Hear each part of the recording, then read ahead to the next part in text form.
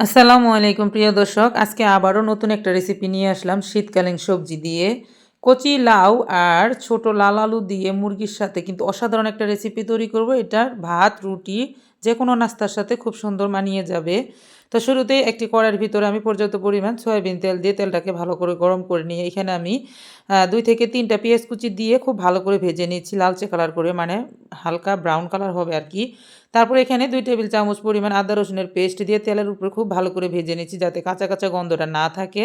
যখনই ভাজা হয়ে যাবে তখনই আমি এর ভিতরে দিয়ে দিচ্ছি ১ চা চামচ, ২ চা চামচ লবণ, ১ চা চামচ মরিচের গুঁড়া, ১ চা চামচ হলুদের গুঁড়া, 1/2 চা চামচ ধনিয়ার গুঁড়া, 1/2 চা চামচের কম জিরার গুঁড়া আর দিয়ে দিলাম ১ চা চামচ গরম মসলার গুঁড়া। অল্প একটু পানি দিয়ে মশলাটাকে খুব ভালো করে কষিয়ে নিচ্ছি।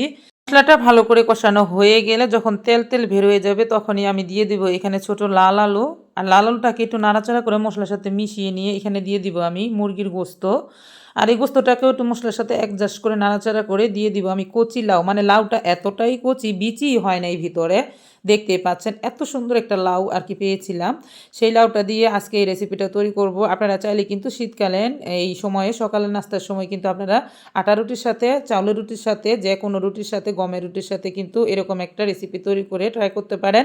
আমি নাড়াচাড়া করে কষিয়ে নিচ্ছি, যতটুকু পানি উঠবে পানিটাকে শুকিয়ে তারপরে আমি ঝোল দিয়ে দেব। এর ভিতরে কিন্তু পানিটা শুকিয়ে গেছে আর আমি এখন ঝোল দিয়ে দিচ্ছি, দেখতেই পাচ্ছেন। আর ভালো করে শুকিয়ে গেছে কিন্তু। প্রিয় দর্শক, যারা আপনারা এখন এইভাবে ট্রাই করে খেয়ে দেখেননি অবশ্যই ট্রাই করে খেয়ে দেখবেন। কচি লাউ দিয়ে কিন্তু মুরগির মাংস খেতে খুবই ভালো লাগে। দেশি মুরগি হলে আরও বেশি ভালো হয়। গরুর মাংস দিয়ে কিন্তু কচি লাউ দিয়ে রান্না করা যায়, জালি কুমড়া দিয়ে রান্না করা যায়। আমি কিন্তু ঝোল শুকানোর আগে আগে কিন্তু উপর দিয়ে একটু কাঁচামরিচ দিয়ে দিলাম, এটা কামড়ে খেতে ভালো লাগবে। আর যখন মাখো মাখো ঝোল থাকবে তখন আমি উপর দিয়ে জিরার গুঁড়া ছিটিয়ে দিয়ে তারপরে কিন্তু নামিয়ে নেব। মাশাআল্লাহ, যে দেখতে পাচ্ছেন আমি কিন্তু যতটুকু পরিমাণ ঝোল রেখেছি, যেহেতু রুটি দিয়ে খাওয়া হবে তার জন্য এই পরিমাণে কিন্তু করে আমি নামিয়ে নিয়েছি। আর এখন আমি জাস্ট 2টা রুটি ভেজে আপনাদেরকে দেখিয়ে দিচ্ছি। সকালে কিন্তু আটা রুটির নাস্তার সাথে এরকম সবজি দিয়ে মুরগির মাংস দিয়ে রান্না করে বাচ্চাদেরকে দিলে ওরা কিন্তু খুব এনজয় করে খেতে ভালোবাসে। যারা পছন্দ করে না তারাও কিন্তু পছন্দ করবে। সবজি কিন্তু এমনিতে বাচ্চারা খেতে চায় না, আপনারা সবাই জানেন। তো এইভাবে যদি রান্না করে আপনারা বাচ্চাদের সামনে দিতে পারেন ওরা কিন্তু খুব ভালোভাবে খেয়ে নেয়।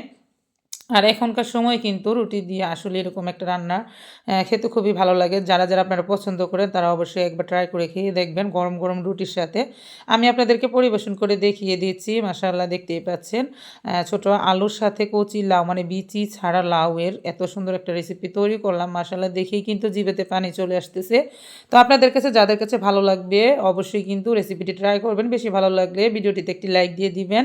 আর আপনারা চাইলে কিন্তু যারা নতুন আছেন বা পুরাতন আছেন, যারাই আছেন না কেন, তারা কিন্তু চাইলে আমার চ্যানেলটিকে সাবস্ক্রাইব করে রাখতে পারেন।